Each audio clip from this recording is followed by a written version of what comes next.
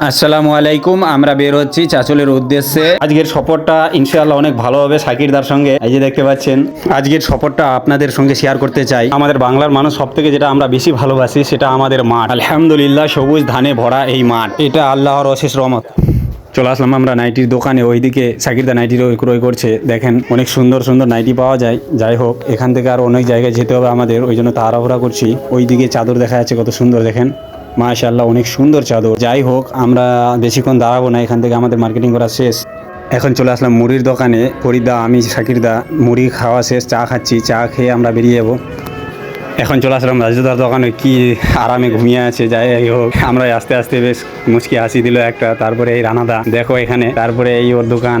যাক, আলহামদুলিল্লাহ, সব শপিং করা শেষ, ঘোরা শেষ। আজকের সফর এতটুকুই ছিল।